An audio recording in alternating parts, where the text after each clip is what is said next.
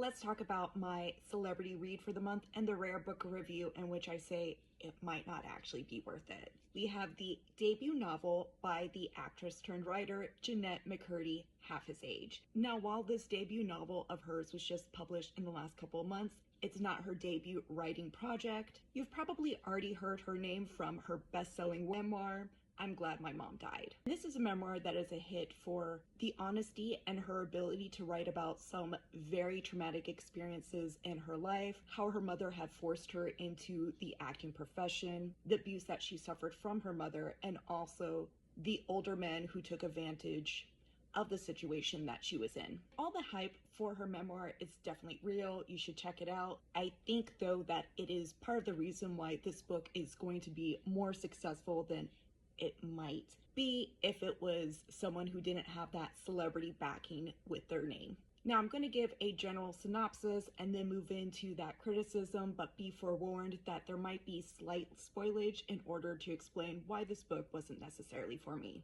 Our FMC is going to be Waldo. It's going to be told completely from her perspective. She is a high school student in Anchorage living with her single mother. This feels very contemporary when discussing the emotional stressors that our FMC faces. She's trying to figure out what type of guy she likes, manage both school and having a part-time job, and a dwindling bank account that isn't helped by all the YouTube videos and doom scrolling she does when it comes to other people's hauls. Now, of course, that all changes when there is a new English teacher, Mr. Corgi. While it seemed like physically he shouldn't be her type, she definitely developed a fixation on him, one that seems to be all-consuming for the two of them. At a little under 300 pages, this is told in 88 chapters and seems to capture from start to finish that doomed relationship. When looking into the positive praise for this book, especially if you're checking out the blurbs on the jacket itself, you'll see other people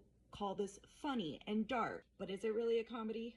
I think this is too serious of a subject for it to be tackled the way that Jennette did in this book. She might have benefited from working on the story a little bit more and by maybe giving it some time and distance. I also think that this is a book where maybe it would have benefited from a stronger editor, one who might have told her to cut some of the scenes. This is the book where from the title, the cover, and even that synopsis, you should know what you're getting. But it is over the top raunchy, where it would be extremely triggering, even though this is obviously a story about an inappropriate relationship between a student and their teacher. Maybe this is supposed to be satirical, but don't we have tons of other stories that really put the emphasis and pursuit on the females, making the men hapless victims to someone else's passion? Do we need another? Now, don't get me wrong, even though this story was a turnoff for me, I'm not completely turned off by her writing capabilities. I definitely want to see her continue to grow and maybe try and tell different stories. But this may not be nuanced enough to do more good than harm.